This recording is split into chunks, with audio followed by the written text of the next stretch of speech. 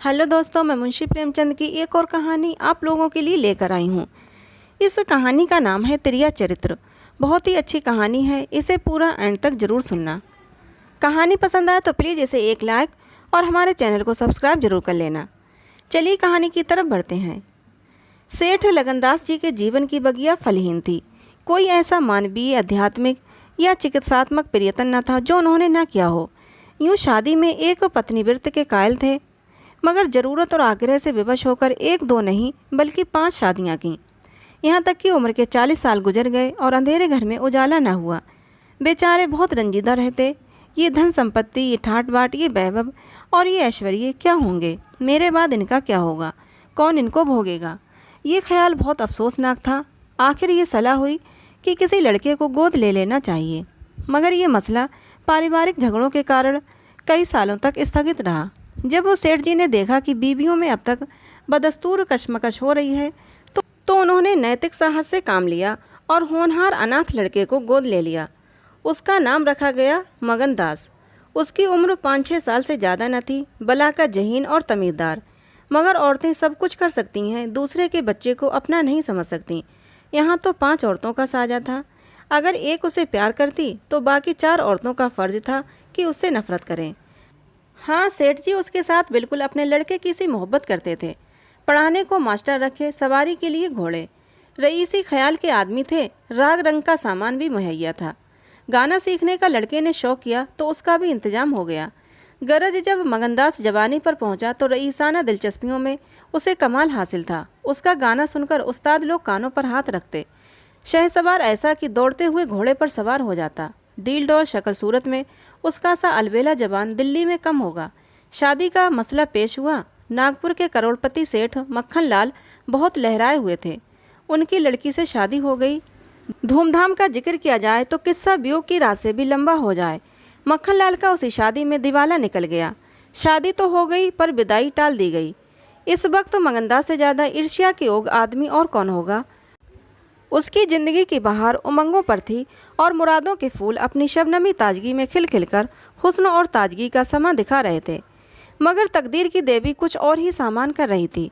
वो सैर सपाटे के इरादे से जापान गया हुआ था कि दिल्ली से खबर आई, ईश्वर ने तुम्हें एक भाई दिया है।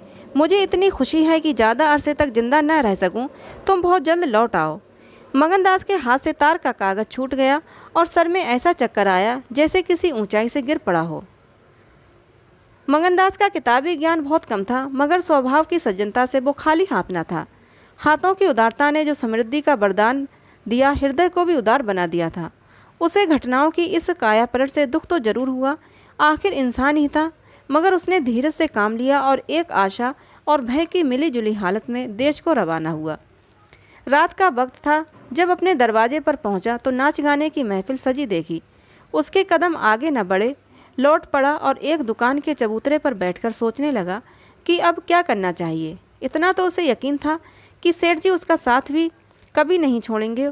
उसके साथ भलमनसी और मोहब्बत से पेश आएंगे, बल्कि शायद अब और भी कृपा करने लगें। सेठानियाँ भी अब उसके साथ गैरों का सा बर्ताव न करेंगी। मुमकिन है मजली बहू जो इस बच्चे की खुशनसीब माँ थी उससे दूर दूर रहें, मगर बाकी चारों सेठानियों की तरफ से सेवा सत्कार में कोई शक नहीं था। उनकी डाह से वो फ़ायदा उठा सकता था। ताहम उसके स्वाभिमान ने गवारा न किया कि जिस घर में मालिक की हैसियत से रहता था उसी घर में अब एक आश्रित की हैसियत से ज़िंदगी बसर करे। उसने फैसला कर लिया कि अब यहाँ रहना मुनासिब है और ना ही मसलहत। मगर जाऊँ कहाँ? न कोई ऐसा फ़न सीखा, न कोई ऐसा इल्म हासिल किया जिससे रोजी कमाने की सूरत पैदा होती। रईसाना दिलचस्पियाँ उसी वक्त तक कद्र की निगाह से देखी जाती हैं जब तक कि वे रईसों के आभूषण रहें। जीविका बनकर वे सम्मान के पद से गिर जाती हैं। अपनी रोजी हासिल करना तो उसके लिए कोई ऐसा मुश्किल काम न था। किसी सेठ साहूकार के यहाँ मुनीब बन सकता था, किसी कारखाने की तरफ से एजेंट हो सकता था, मगर उसके कंधे पर एक भारी जुआ रखा हुआ था। उसे क्या करे? एक बड़े सेठ की लड़की जिसने लाड प्यार से परवरिश पाई थी, उससे ये कंगाली की तकलीफ़ें क्यों कर झेली जाएंगी? क्या मक्खनलाल की लाडली बेटी एक ऐसे आदमी के साथ रहना पसंद करेगी जिसे रात की रोटी का भी ठिकाना नहीं? मगर इस फिक्र में अपनी जान क्यों खपाऊं? मैंने अपनी मर्जी से शादी नहीं की। मैं बराबर इनकार करता रहा। सेठ जी ने ज़बरदस्ती मेरे पैरों में बेड़ी डाली है, अब वही इसके जिम्मेदार हैं। मुझसे कोई वास्ता नहीं। लेकिन जब उसने दोबारा ठंडे दिल से इस मसले पर गौर किया तो बचाव की कोई सूरत नज़र न आई। आखिरकार उसने ये फैसला किया कि पहले नागपुर चलूं, जरा उन महारानी के तौर तरीके को देखूं, बाहर ही बाहर उनके स्वभाव की मिजाज की जांच करूं। उस वक्त तय करूंगा कि मुझे क्या करना चाहिए। अगर रईसी की बू उनके दिमाग से निकल गई है और मेरे साथ रूखी रोटियां खाना उन्हें मंजूर है तो इससे अच्छा क्या, लेकिन अगर वो अमीरी ठाट-बाट के हाथों बिकी हुई हैं तो मेरे लिए रास्ता साफ है। फिर मैं हूँ और दुनिया का गम। ऐसी जगह जाऊँ जहाँ किसी परिचित की सूरत सपने में भी दिखाई न दे। गरीबी की जिल्लत नहीं रहती अगर अजनबियों में ज़िंदगी बसर की जाए। ये जानने पहचानने वालों की कनखियाँ और कनबतियाँ हैं जो गरीबी को यंत्रणा बना देती हैं। इस तरह दिल में ज़िंदगी का नक्शा बनाकर मगनदास अपनी मर्दाना हिम्मत के भरोसे पर नागपुर की तरफ चला, उस मल्लाह की तरह जो किश्ती और पाल के बगैर नदी की उमड़ती हुई लहरों में अपनों को डाल दे। शाम के वक्त सेठ मक्खनलाल के सुंदर बगीचे में सूरज की पीली किरणें मुरझाए हुए फूलों से गले मिलकर विदा हो रही थीं। बाग के बीच में एक पक्का कुआं था और एक मैलसिरी का पेड़। कुएं के मुंह पर अंधेरे की नीली सी नकाब थी। पेड़ के सिरे पर रोशनी की सुनहरी चादर। एक नौजवान थका मादा कुएं पर आया और लोटे से पानी भरकर पीने के बाद जगत पर बैठ गया। मालिन ने पूछा, कहाँ जाओगे? मगनदास ने जवाब दिया कि जाना तो था बहुत दूर, मगर यहीं रात हो गई। यहाँ कहीं ठहरने का ठिकाना मिल जाएगा? मालिन, चले जाओ सेठ जी की धर्मशाला में, बड़े आराम की जगह है। मगनदास, धर्मशाला में तो मुझे ठहरने का कभी संयोग नहीं हुआ। कोई हर्ज ना हो तो यहीं पड़ा रहूं, यहाँ कोई रात को रहता है? मालिन, भाई मैं यहाँ ठहरने को ना कहूँगी, ये बाई जी की बैठक है। झरोखे में बैठकर सैर क्या करती है, कहीं देख भाल लें तो मेरे सिर में एक बाल भी ना रहे। मगनदास, बाई जी कौन? मालिन, यही सेठ जी की बेटी इंदिरा बाई। मगनदास, ये गजरे उन्हीं के लिए बना रही हो क्या? मालिन, हाँ, और सेठ जी के यहाँ है ही कौन, फूलों के गहने बहुत पसंद करती हैं। मगनदास, शौकीन औरत मालूम होती हैं। मालिन, भाई यही तो बड़े आदमियों की बातें हैं, वो शौक ना करें तो हमारा तुम्हारा निभा कैसे हो? और धन है किस लिए? अकेली जान पर 10 लौंडियाँ हैं। सुना करती थी कि भगवान आदमी का हल भूत जोतता है, वो आंखों देखा। आप ही आप पंखा चलने लगे, आप ही आप सारे घर में दिन का सा उजाला हो जाए। तुम झूठ समझते होगे पर मैं आंखों देखी बात कहती हूँ। उस गर्व की चेतना के साथ जो किसी नादान आदमी के सामने अपनी जानकारी के बयान करने में होता है, बूढ़ी मालिन अपनी सर्वज्ञता का प्रदर्शन करने लगी। मगनदास ने उकसाया, होगा भाई, बड़े आदमी की बातें निराली होती हैं। लक्ष्मी के बस में सब कुछ है, मगर अकेली जान पर 10 लौंडियाँ, समझ में नहीं आता। मालिन ने बुढ़ापे के चिड़चिड़ेपन से जवाब दिया, तुम्हारी समझ मोटी है तो कोई क्या करे। कोई पान लगाती है, कोई पंखा झलती है, कोई कपड़े पहनाती है। 2000 रुपये में तो सेज गाड़ी आई थी, चाहो तो मुंह देख लो, उस पर हवा खाने जाती हैं। एक बंगालिन गाना बजाना सिखाती है, मैम पढ़ाने आती है, शास्त्री जी संस्कृत पढ़ाते हैं, कागज़ पर ऐसी मूर्त बनाती हैं कि अब बोली और अब बोली। दिल की रानी है, बेचारी के भाग फूट गए।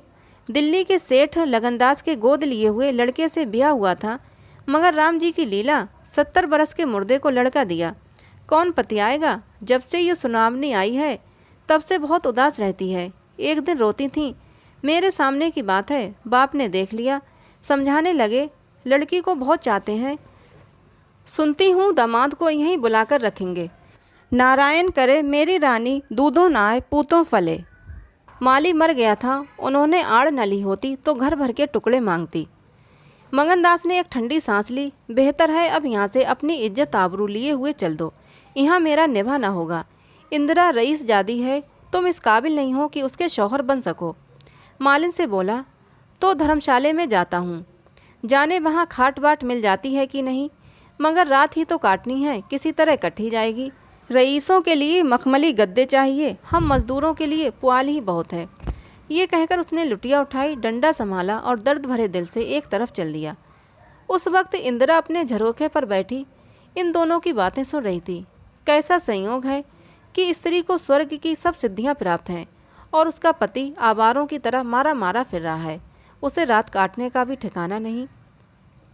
मंगनदास निराश विचारों में डूबा हुआ शहर से बाहर निकल आया और एक सराय में ठहरा जो सिर्फ इसलिए मशहूर थी कि वहाँ शराब की एक दुकान थी। यहाँ आसपास से लोग आ आकर अपने दुख को भुलाया करते थे। जो भूले भटके मुसाफिर यहाँ ठहरते उन्हें होशियारी और चौकसी का व्यवहारिक पाठ मिल जाता था। मंगनदास थका मांदा ही एक पेड़ के नीचे चादर बिछाकर सो रहा और जब सुबह को नींद खुली तो उसे किसी पीर औलिया के ज्ञान की सजीव दीक्षा का चमत्कार दिखाई पड़ा, जिसकी पहली मंजिल बैराग है। उसकी छोटी सी पोटली जिनमें 2-1 कपड़े और थोड़ा सा रास्ते का खाना और लुटिया डोर बंधी हुई थी गायब हो गई। उन कपड़ों को छोड़कर जो उसके बदन पर थे अब उसके पास कुछ भी न था और भूख जो कंगाली में और भी तेज हो जाती है उसे बेचैन करने लगी। मगर दृढ़ स्वभाव का आदमी था। उसने किस्मत का रोना रोया, किसी तरह गुजर करने की तदबीरें सोचने लगा। लिखने और गणित में उसे अच्छा अभ्यास था, मगर इस हैसियत में उससे फ़ायदा उठाना असंभव था। उसने संगीत का बहुत अभ्यास किया था। किसी रसिक रईस के दरबार में उसकी कदर हो सकती थी, मगर उसके पुरसोचित अभिमान ने इस पेशे को अख्तियार करने की इजाज़त न दी। हाँ, वो आला दर्जे का घुड़सवार था और ये फ़न मज़े में पूरी शान के साथ उसकी रोजी का साधन बन सकता था। ये पक्का इरादा करके उसने हिम्मत से कदम आगे बढ़ाए। ऊपर से देखने पर यह बात यकीन के काबिल नहीं मालूम होती थी, मगर वो अपना बोझ हल्का हो जाने से इस वक्त बहुत उदास नहीं था। मर्दाना हिम्मत का आदमी ऐसी मुसीबतों को उसी निगाह से देखता है जिसमें एक होशियार विद्यार्थी परीक्षा के प्रश्नों को देखता है। उसे अपनी हिम्मत आजमाने का, एक मुश्किल से जूझने का मौका मिल जाता है। उसकी हिम्मत अनजाने ही मजबूत हो जाती है। अक्सर ऐसे मार्के मर्दाना हौसले के लिए प्रेरणा का काम कर देते हैं। मंगनदास इस जोश में कदम बढ़ाता चला जाता था कि जैसे कामयाबी की मंजिल सामने नजर आ रही है, मगर शायद वहाँ के घोड़ों ने शरारत और बिगड़ेलपन से तौबा कर ली, या वे स्वाभाविक रूप से बहुत मज़े से धीमे धीमे चलने वाले थे। वो जिस गांव में जाता निराशा को उकसाने वाला जवाब पाता। आखिरकार शाम के वक्त जब सूरज अपनी आखिरी मंजिल पर जा पहुंचा था, उसकी कठिन मंजिल तमाम हुई। नागर घाट के ठाकुर अटल सिंह ने उसकी चिंता को समाप्त किया। ये एक बड़ा गांव था। पक्के मकान बहुत थे, मगर उनमें प्रेतात्माएं आबाद थीं। कई साल पहले प्लेग ने आबादी के बड़े हिस्से को इस क्षणभंगुर संसार से उठाकर स्वर्ग में पहुंचा दिया था। इस वक्त प्लेग के बचे खुचे वे लोग गांव के नौजवान और शौकीन जमींदार साहब और हल्के के कारगुजार और रोबीले थानेदार साहब थे। उनकी मिलीजुली कोशिशों से गांव में सतयुग का राज था। धन दौलत को लोग जान का अजाब समझते थे, उसे गुनाह की तरह छुपाते थे। घर घर में रुपये रहते हुए भी लोग कर्ज ले लेकर खाते और फटे हालों रहते थे। इसी में निभा था। काजल की कोठरी थी, सफ़ेद कपड़े पहनना, उन पर धब्बा लगाना था। हुकूमत और ज़बरदस्ती का बाजार गर्म था। अहीरों को यहाँ आंजन के लिए भी दूध न था। थाने में दूध की नदी बहती थी। मवेशी खाने के मुहर्रिर दूध की कुल्लियाँ करते थे। इसी अंधे नगरी को मंगनदास ने अपना घर बनाया। ठाकुर साहब ने असाधारण उदारता से काम लेकर उसे रहने के लिए एक मकान भी दे दिया, जो केवल बहुत व्यापक अर्थों में मकान कहा जा सकता था। इसी झोंपड़ी में वो 1 हफ्ते से ज़िंदगी के दिन काट रहा था। उसका चेहरा जर्द था और कपड़े मैले हो रहे थे, मगर ऐसा मालूम होता है कि उसे अब इन बातों की अनुभूति ही नहीं रही। जिंदा है, मगर ज़िंदगी रुखसत हो गई है। हिम्मत और हौसला मुश्किल को आसान कर सकते हैं, आंधी और तूफान से बचा सकते हैं, मगर चेहरे को खिला सकना उनके सामर्थ्य से बाहर है। टूटी हुई नाव पर बैठकर मल्हार गाना हिम्मत काम नहीं, हिमाकत का काम है। एक रोज़ जब शाम के वक्त वो अंधेरे में खाट पर पड़ा हुआ था, एक औरत उसके दरवाजे पर आकर भीख मांगने लगी। मंगनदास को आवाज़ परिचित मालूम पड़ी। बाहर जाकर देखा तो वही चंपा मालिन थी, कपड़े तार तार, मुसीबत की रोती हुई तस्वीर। बोला, मालिन, तुम्हारी ये क्या हालत है? मुझे पहचानती हो? मालिन ने चौंक कर देखा और पहचान गई। रोकर बोली, बेटा, अब बताओ मेरा कहाँ ठिकाना लगे? तुमने मेरा बना बनाया घर उजाड़ दिया। ना उस दिन तुमसे बात करती, ना मुझ पर ये विपत्ति पड़ती। बाई ने तुम्हें बैठा देख लिया था, बातें भी सुनी। सुबह होते ही मुझे बुलाया और बरस पड़ी। नाक कटवा लूँगी, मुंह में कालिक लगवा दूँगी। चुड़ैल, कुटनी, तू मेरी बात किसी गैर आदमी से क्यों चलाए? तू दूसरों से मेरी चर्चा करे। वो क्या तेरा दामान था जो तू उसे मेरा दुखड़ा रोती थी? जो कुछ मुँह में आया बकती रही, मुझसे भी ना सहा गया। रानी रूठेगी, अपना सुहाग लेगी। बोली, बाई जी, मुझसे कसूर हुआ, लीजिए अब जाती हूँ। छींकते ना कटती है तो मेरा निभा यहाँ ना होगा। ईश्वर ने मुँह दिया है तो आहार भी देगा। 4 घर से मांगूंगी तो मेरे पेट को हो जाएगा। उस छोकरी ने मुझे खड़े खड़े निकलवा दिया। बताओ, मैंने तुमसे उसकी कौन सी शिकायत की थी? उसकी क्या चर्चा की थी? मैं तो उसका बखान कर रही थी। मगर बड़े आदमियों का गुस्सा भी बड़ा होता है। अब बताओ, मैं किसकी होकर रहूं? 8 दिन से इसी तरह टुकड़े मांगते हो गए। एक भतीजी उन्हीं के यहाँ लौंडियों में नौकर थी, उसी दिन से उसे भी निकाल दिया। तुम्हारी बदौलत जो कभी ना किया था वो करना पड़ा। तुम्हें काहे का दोष लगाऊं? किस्मत में जो कुछ लिखा था देखना पड़ा। मंगनदास सन्नाटे में रह गया। आहा, मिजाज का ये हाल, ये घमंड, ये शान। मालिन को इत्मीनान दिलाया। उसके पास अगर दौलत होती तो उसे मालामाल कर देता। सेठ मक्खनलाल की बेटी को भी मालूम हो जाता कि रोजी की कुंजी उसी के हाथ में नहीं है। बोला, तुम फिक्र न करो, मेरे घर में आराम से रहो। अकेले मेरा भी जी नहीं लगता। सच कहूँ तो मुझे तुम्हारी तरह एक औरत की तलाश थी। अच्छा हुआ तुम आ गई। मालिन ने आंचल फैलाकर असीम दिया। बेटा, तुम जुग जुग जियो, बड़ी उम्र हो। यहाँ कोई घर मिले तो मुझे दिलवा दो। मैं यहीं रहूँगी तो मेरी भतीजी कहाँ रहेगी? वो बेचारी शहर में किसके आसरे रहेगी?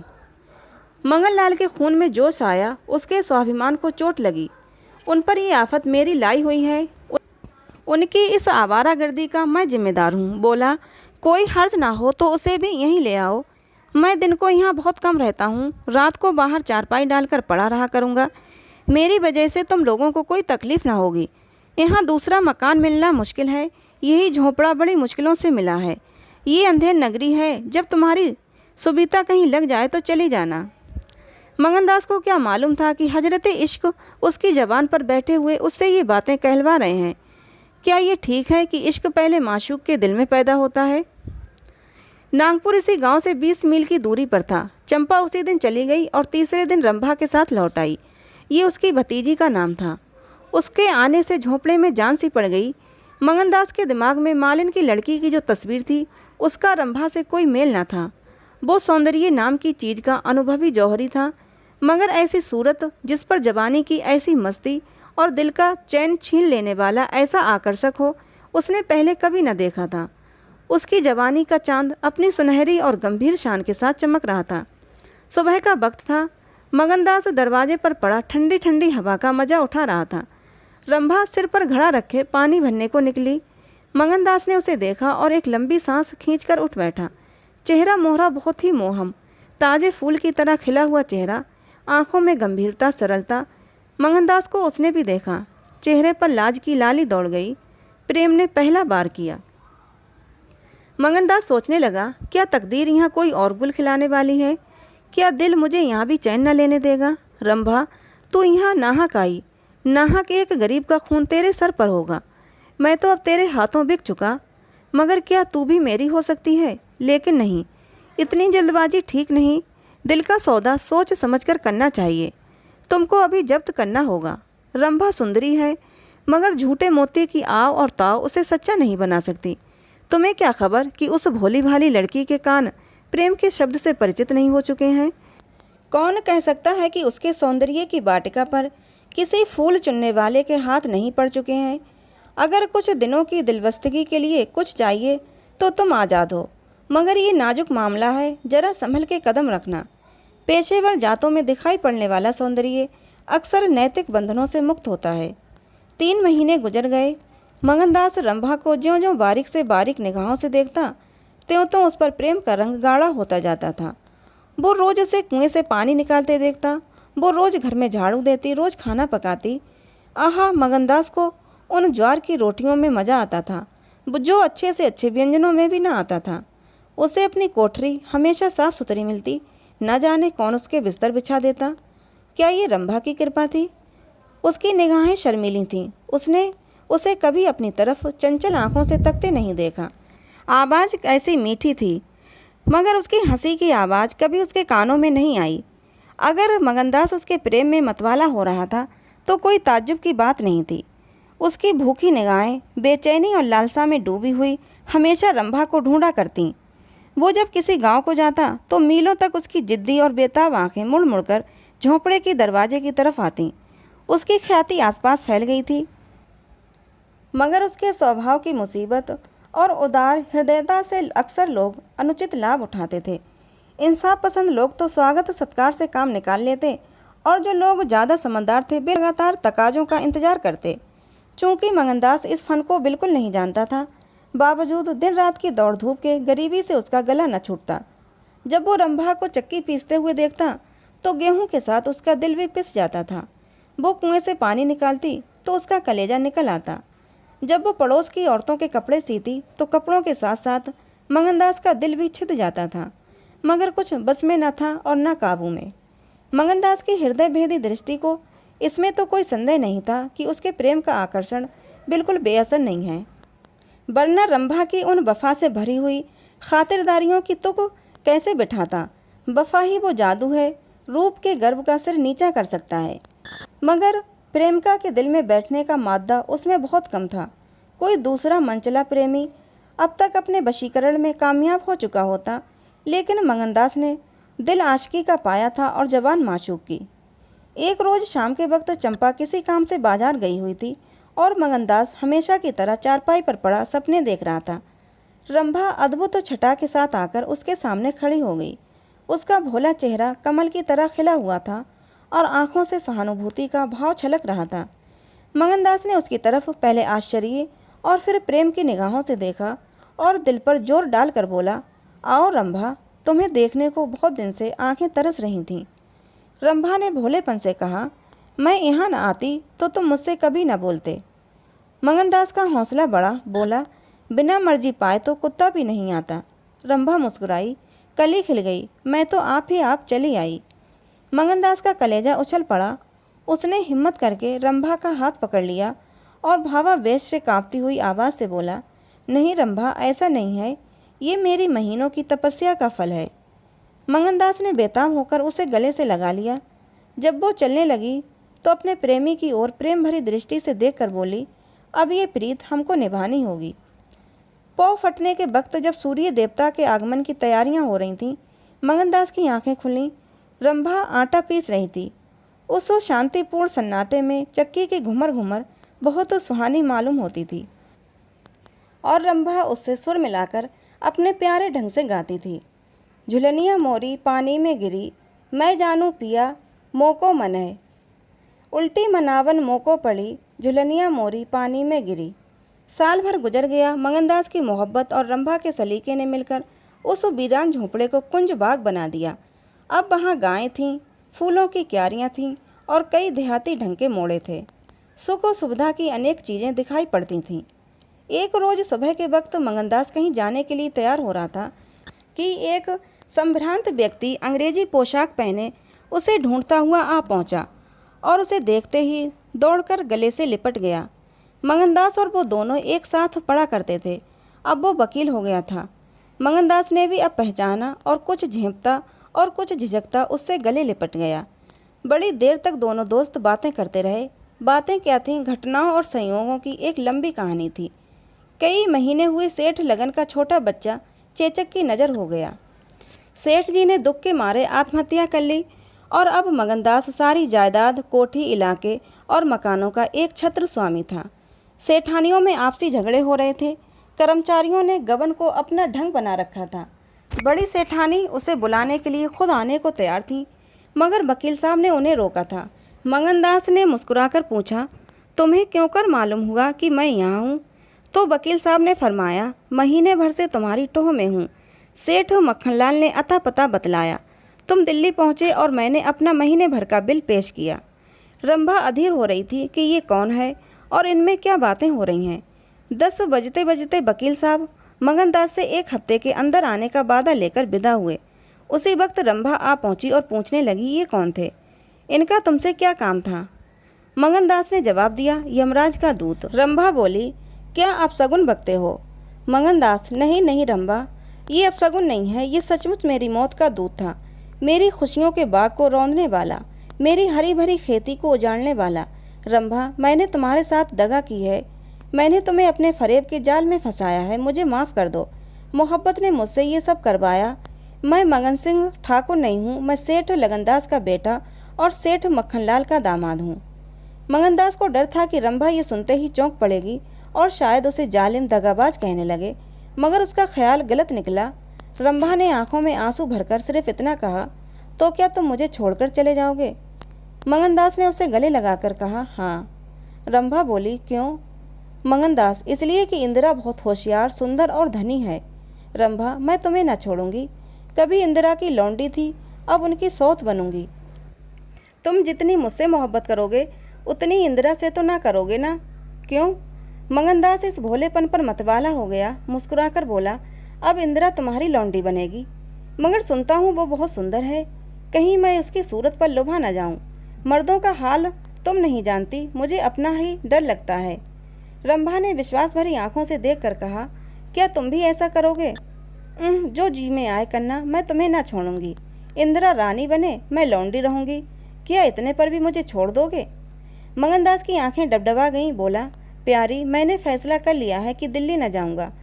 ये तो मैं कहने ही न पाया कि सेठ जी का स्वर्गवास हो गया। बच्चा उनसे पहले ही चल बसा था। अफसोस, सेठ जी के आखिरी दर्शन भी ना कर सका। अपना बाप भी इतनी मोहब्बत नहीं कर सकता।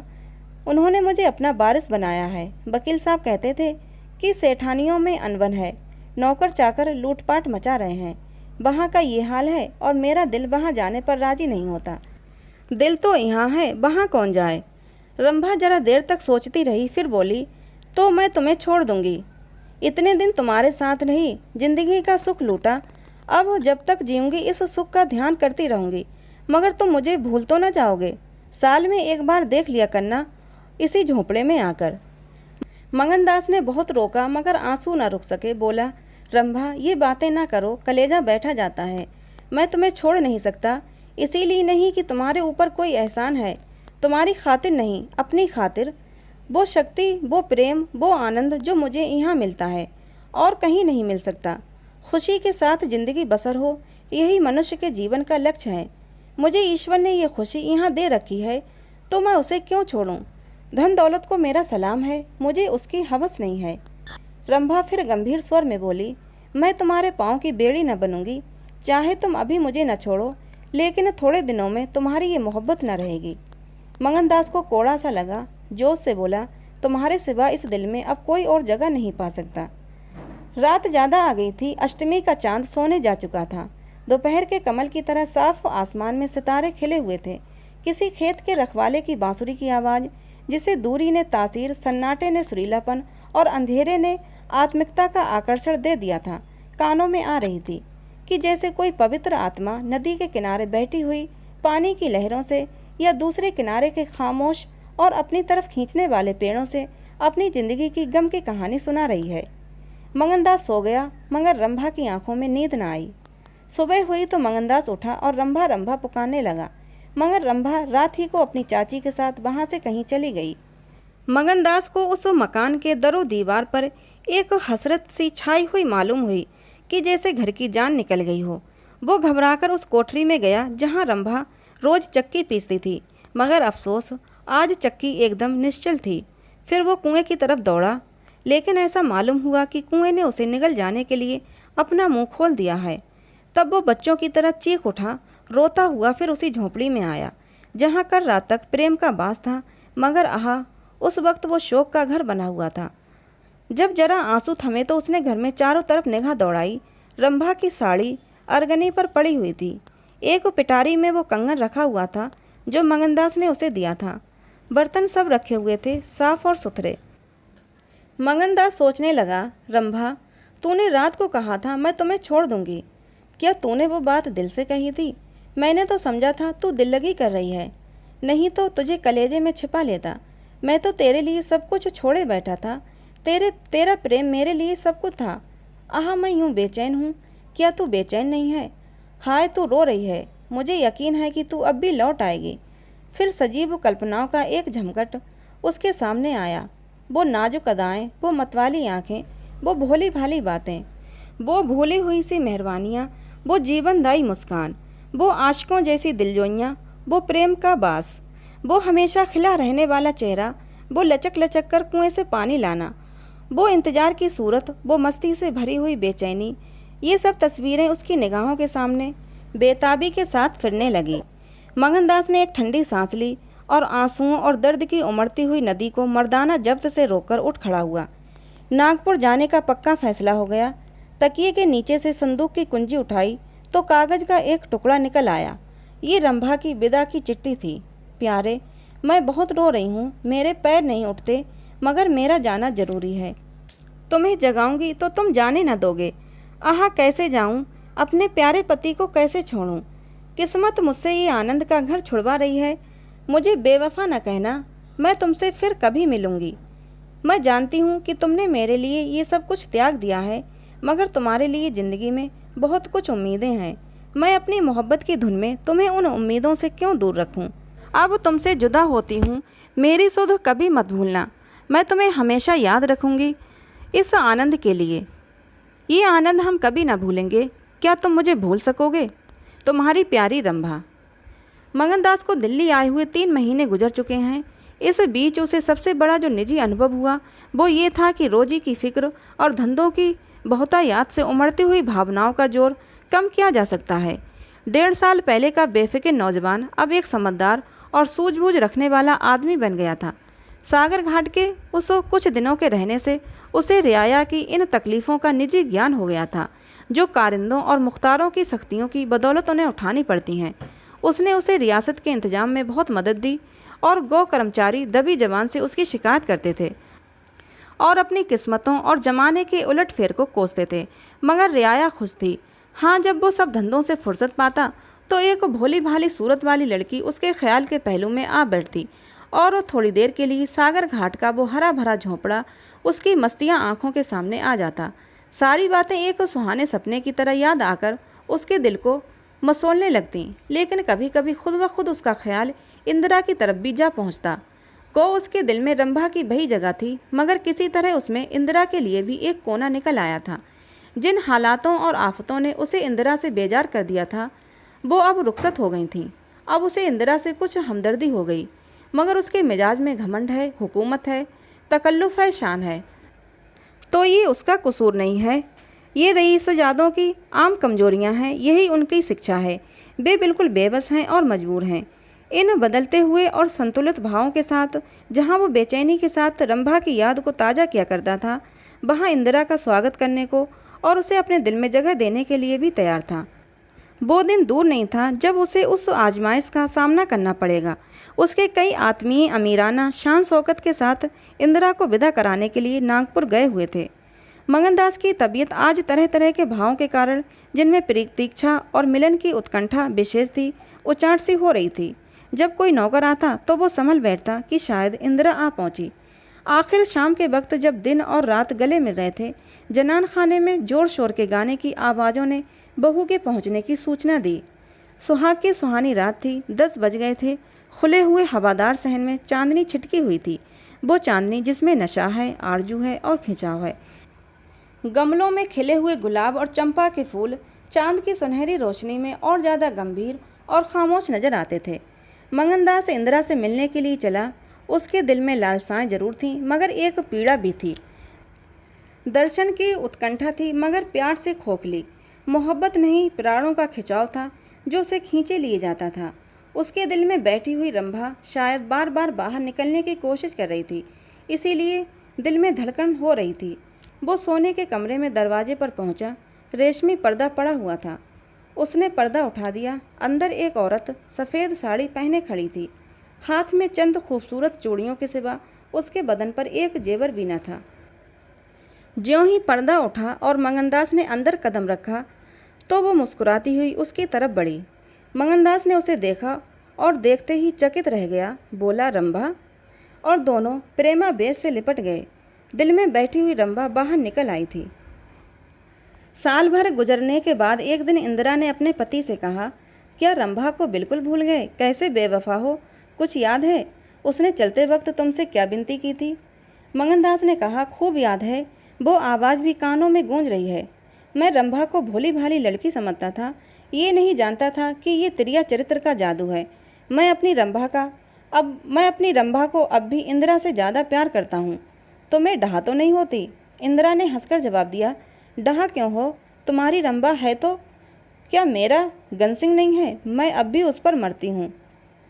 दूसरे दिन दोनों दिल्ली से एक राष्ट्रीय समारोह में शरीक होने का बहाना करके रवाना हो गए और सागर घाट जा पहुँचे। वो झोंपड़ा, वो मोहब्बत का मंदिर, वो प्रेम भवन फूल और हरियाली से लहरा रहा था। चंपा मालिन उन्हें वहीं मिली। गांव के जमींदार उनसे मिलने के लिए आए। कई दिन तक फिर मगन सिंह को घोड़े निकालना पड़े।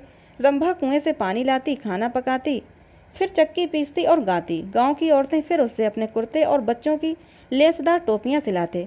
हाँ, इतना ज़रूर कहती कि उसका रंग कैसा निखर आया है, हाथ पांव कैसे मुलायम पड़ गए हैं, किसी बड़े घर की रानी मालूम होती है।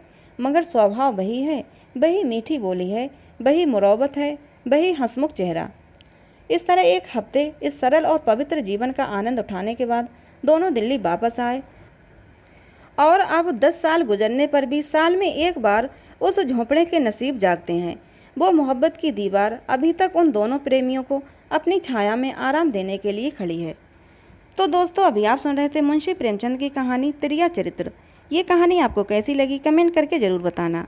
अच्छी लगी हो तो प्लीज़ हमारे चैनल को सब्सक्राइब जरूर कर लेना, जिससे कि ऐसी ही और मनोहर कहानियाँ आप लोगों को मिलती रहें। मिलते हैं अगली किसी नई कहानी में।